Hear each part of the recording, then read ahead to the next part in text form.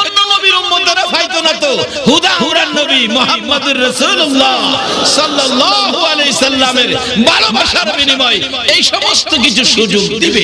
এই নবীর পক্ষে থাকলে আমার আল্লাহকে পক্ষে পাবেন কিনা বলো? এই জমিনের মালিকটাকে নবীর মাধ্যমে চিনতে হবে, চিনা দরকার আছে না? আসুন আগে ভারী বলতেছিলাম আমার নবী আসতেছে। হাবিব বিন মালিক আসন থেকে দাঁড়ায়া গেছে, আবু জাহেল টানে, দুষ্ট ভও কই তুই আমারে দুষ্ট কইছ না, এই ব্যাপারটা বুঝা লই কি আইতাছে, দুষ্ট কইছ না, দুষ্ট কইছ না রাখ। আমার নবী মাঝামাঝি এসে গেলে হাবিব বিন মালিক আর সহ্য করতে পারে নাই, স্টেজে আসনে বসা ছিল, দাঁড়িয়ে গেছে। সকল সৈন্যরা আমার নবীর সুন্দর চেহারার দিকে তাকিয়ে আছে, হাতিয়ার গুলো জমিনে পড়ে আছে। আল্লাহু আকবার বলো। হাবিব বিন মালিক আসন থেকে দাঁড়াইয়া স্টেজে নয়, স্টেজ থেকে নিচে নাইমা গেছে।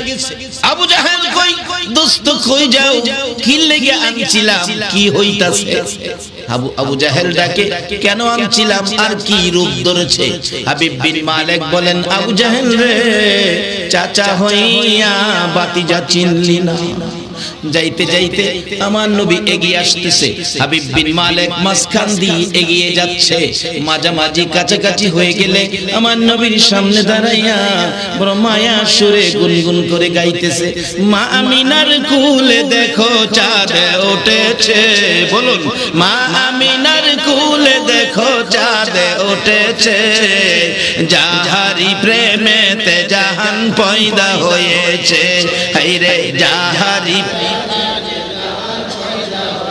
মা আমিনার কুলে দেখো চাঁদ উঠেছে, মা আমিনার কুলে দেখো চাঁদ উঠেছে, যাহারি প্রেমেতে জাহান পয়দা হয়েছে।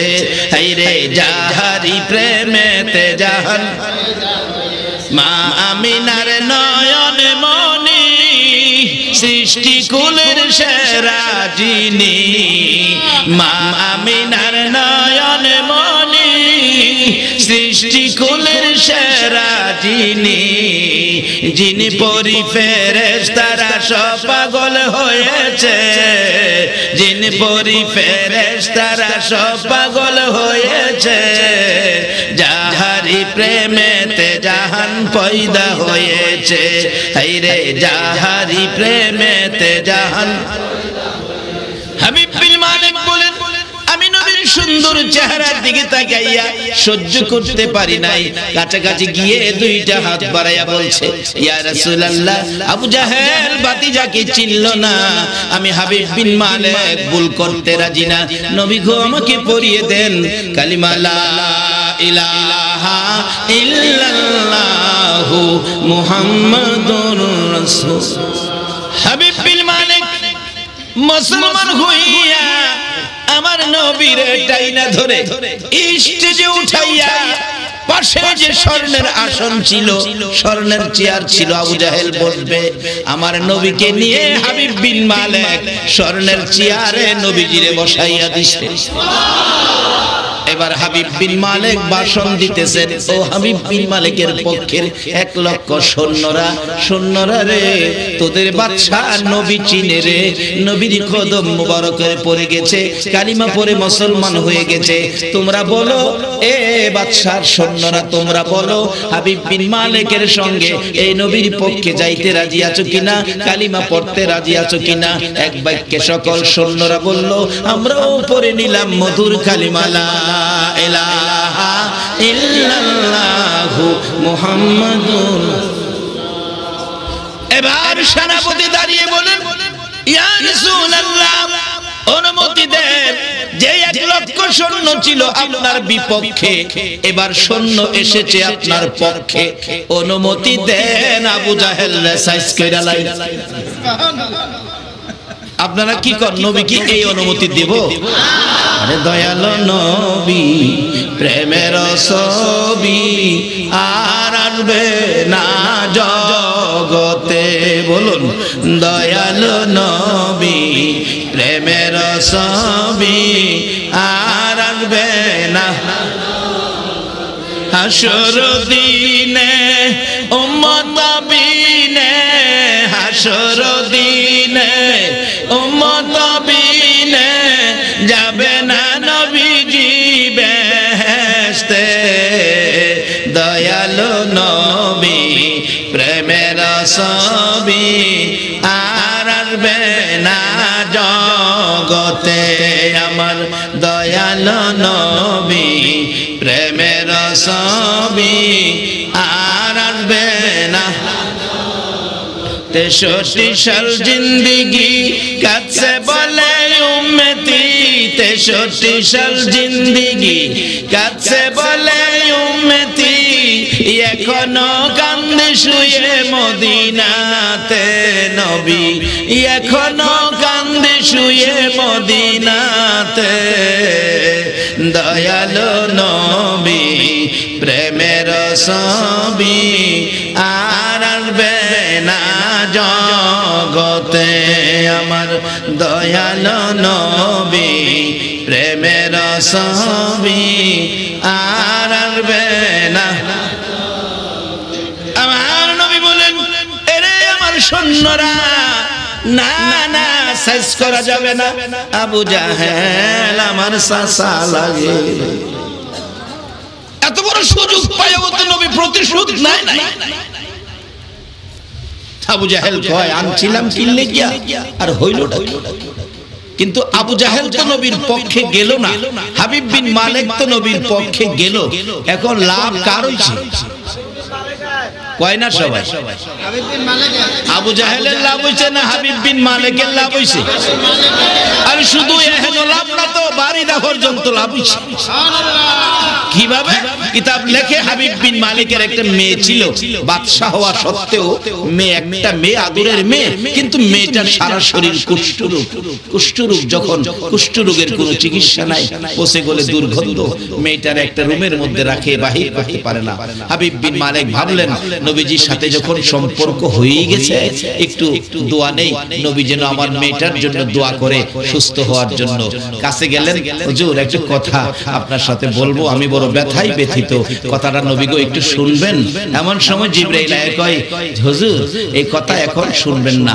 তারে কোন আগে বাড়ি যাইতে পরে আবার আয়েশা কথা বলবো নবী বলেন হাবিব বিন মালিক এখন না পরে বলবো এখন বাড়িতে যাও হাবিব বিন মালিক আফসোস মনে কথাটা বলতে পারলাম না বাড়িতে গেছে ইয়ামেন বহু দূরের রাস্তা বাড়িতে যায়া আগে অসুস্থ মেয়েটার কাছে গেছে মেয়ে বাচ্চা অসুস্থ থাকলে বাবা বাড়িতে গিয়া আগে বাচ্চার কাছে যায় না আগে বাচ্চার রুমে গেছে মেয়ের রুমে যায় ডাকতেছে মা মা গো ও মামে তোমার অবস্থা কেমন কোনো শব্দ নাই দরজার ধাক্কাইতেছে দরজাও খুলে না হাবিব বিন মালিক দুইটা চোখের পানি ছেড়ে দিলেন না জানি আমার মেয়েটার মৃত্যু হয়ে গেছে কানের কাছে দরজার কাছে কানটা লাগায়া শুনে কোনো আওয়াজ শোনা যায় কিনা দরজার ফাঁকে কান লাগায়া শুনে গো ভিতর থেকে আওয়াজ হইতেছে লা ইলাহা ইল্লাল্লাহ লা ইলাহা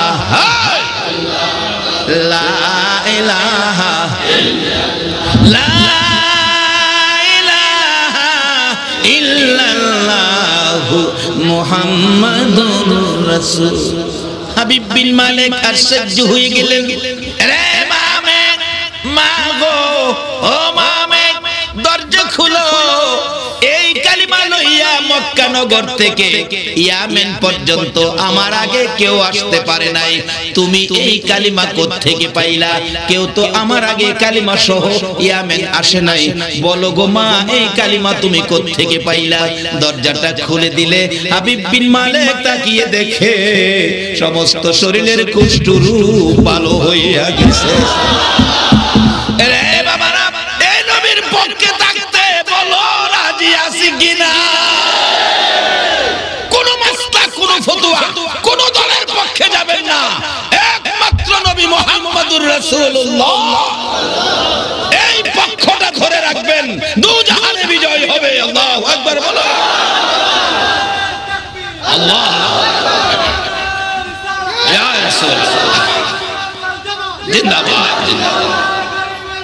জিন্দাবাদ বাবা খাজার পক্ষে যাওয়াই হবে রাসূলের পক্ষে যাওয়া কারণ খাজা তো আতায়ে রাসূল রাসূল তো পাঠাইছে আমাদের কাছে, আর এই রাসূলের পক্ষে যাওয়াটাই হবে আমার আল্লাহর সাহায্য পাওয়া।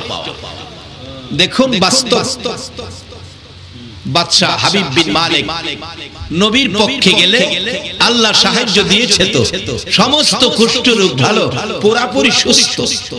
এবার ডাকতেছেন বাদশা হাবিব বিন মালিক,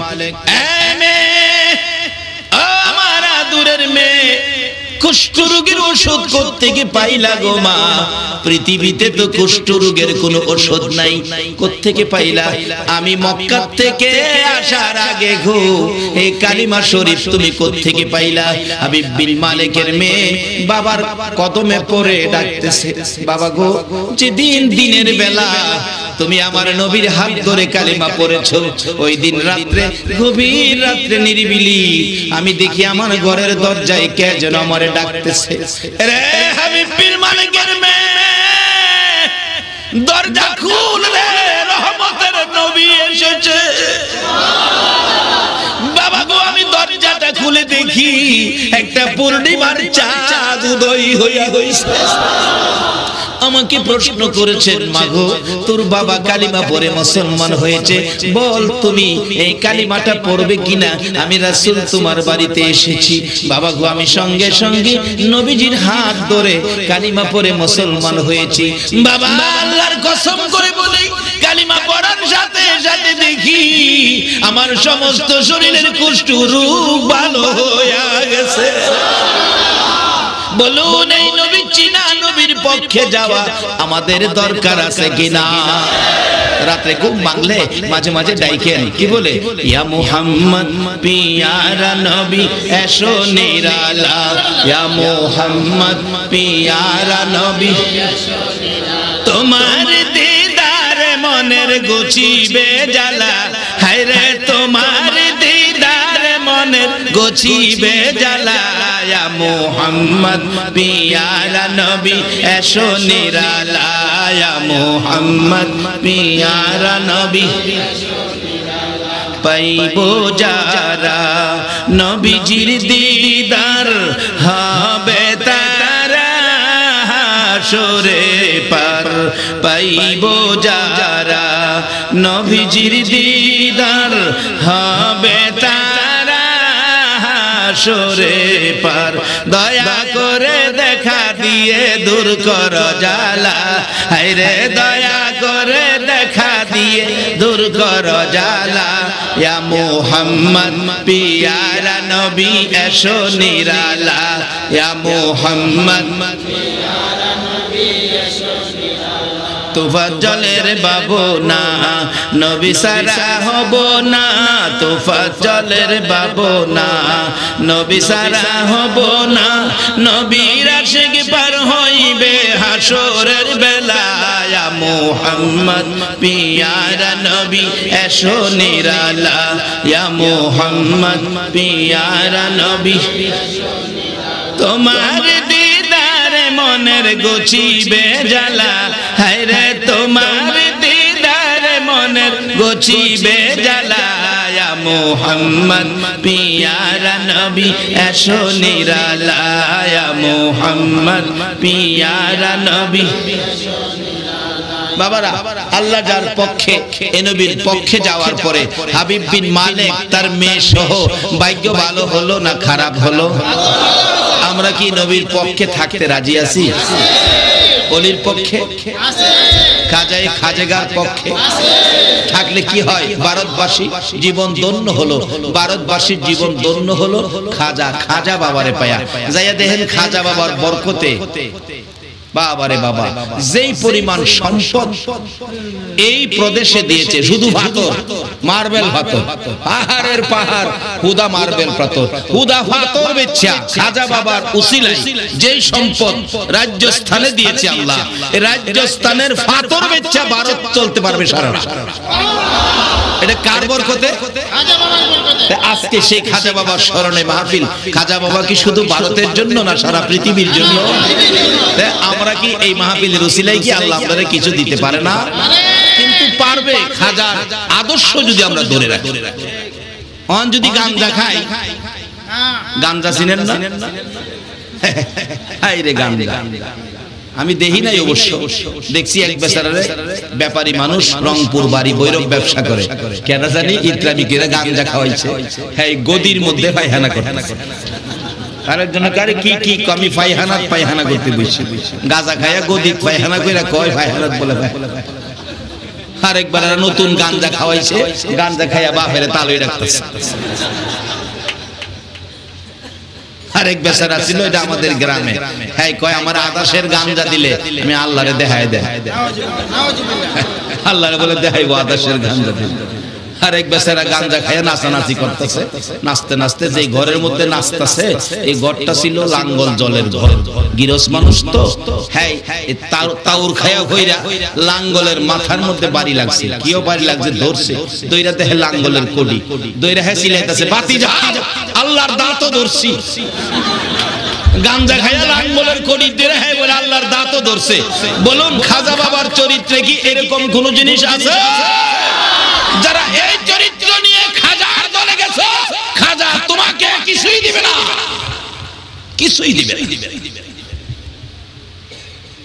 বাবা আতাই রাসূল খাজায়ে খাজেগা উনি ভারতের জমিনে আসছে কি কেরামত একদিনও কারো মাথায় বাড়ি দেয় নাই একদিনও গাঁজা খায় নাই কিন্তু আমাদের দেশের কিছু অযৌক্তিক অসামাজিক অপদার্থ কিছু ব্যক্তিত্বরা আছেন গাঁজা খায় আরো ডাকে বাবা খাজা খাওয়া গাঁজা নাউজুবিল্লাহ বলো যারা এইভাবে খাজার নামের কলঙ্ক করতেছো হাসরের ময়দানে তোমাদের জবাব দিতে হবে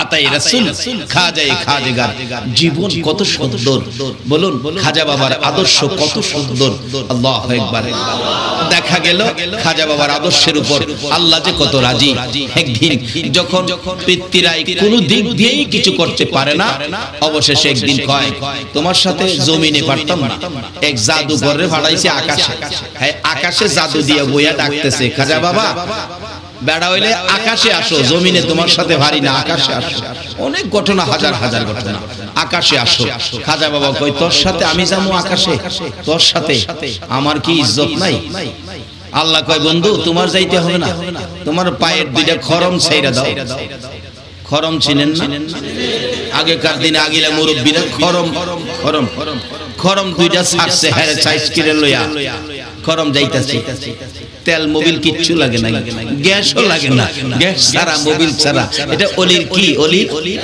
মারহাবা বলুন এই কেরামতের শক্তি দিছে কে কাকে দেয় এই শক্তি আইতাছি সামনে কাকে দেয় কে সেই ব্যক্তি হগলের তো দেয় না কাকে দেয় যদি প্রশ্ন করেন আল্লাহ জবাব দিবে কোরআন শরীফ ইয়া আইয়ুহাল্লাযীনা আমানু দুখুলু ফিসিলমি কাফা যারা পুরোপুরি ভাবে ইসলামে ঢুকছে তাদেরকে এই শক্তি দিয়েছে বলুন খাজা বাবা পুরোপুরি ভাবে ইসলামে ছিল কিনা ইসলামে না ঢোকা পর্যন্ত এই শক্তি আল্লাহ কাউরে দেয় না এবার খরম দুইটা গিয়া দুই সাইডে হাজির হইছে হাজিরিয়া কয় নিচে নামবি না নামামু এই খরমে কথা কয় ডান দিকে চাইছে বাম দিকেরটা কয় হ্যাঁ দিয়ে আবার গাড় দে হাত ঠাস করে মারছে বাম দিকে চাইছে ডান দিকেরটা ঠাস করে মারছে খরম দা বাইরায়া খাজা বাবার হওয়াই না সুবহানাল্লাহ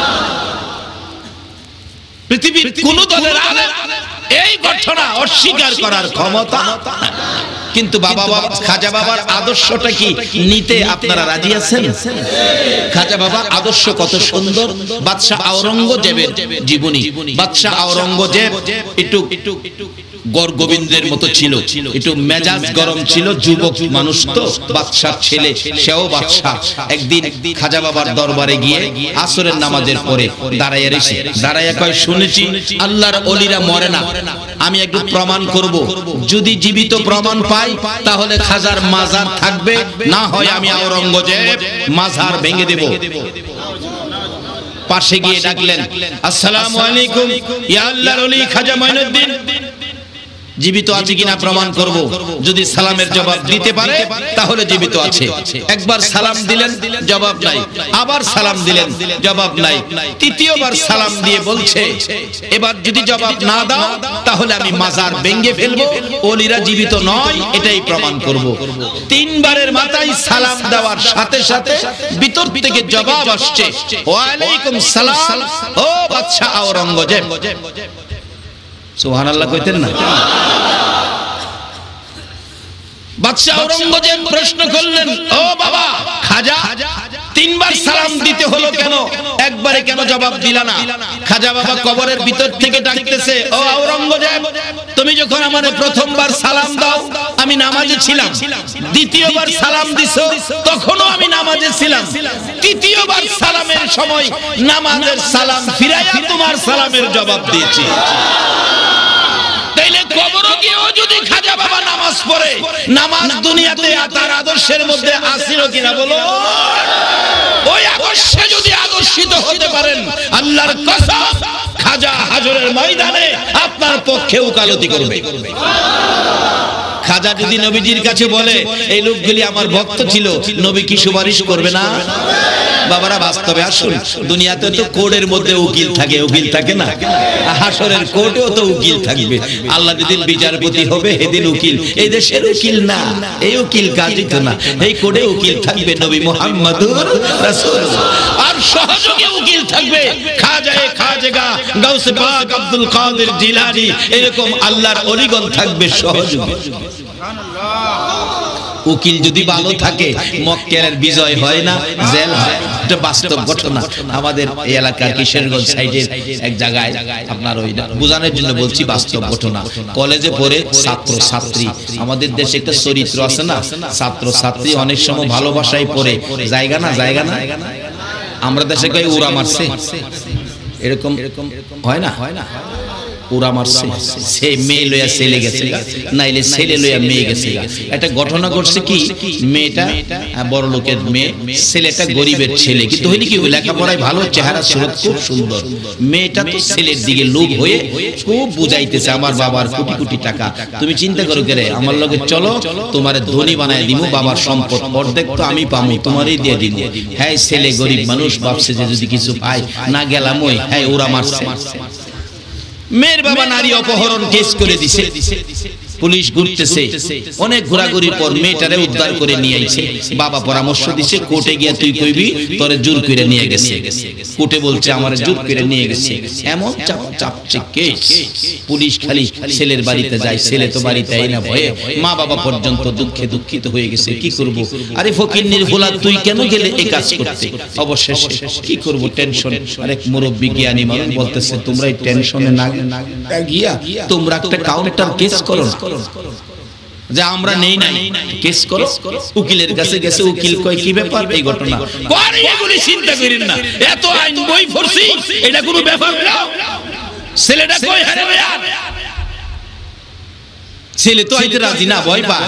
রাত্রে গভীর উকিলের কাছে ভাব বেড়ে কাঁদতেছে, উকিল সাহেব আমারে জোর করে নিচে পরামর্শ দিচ্ছে, আমারে সম্পত্তি দিব, আমারে বড় লোক বানায় দিব। স্যার আমি যাই না, আমার জোর করে নিচে। কয় বেটা কান্দিস না, শুন শুন, কি আমি যা কই তা শুনিস, আমি যা কই তা শুনিস।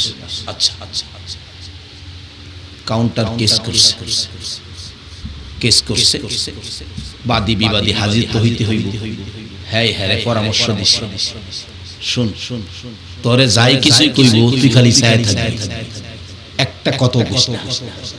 এটা কার পরামর্শ?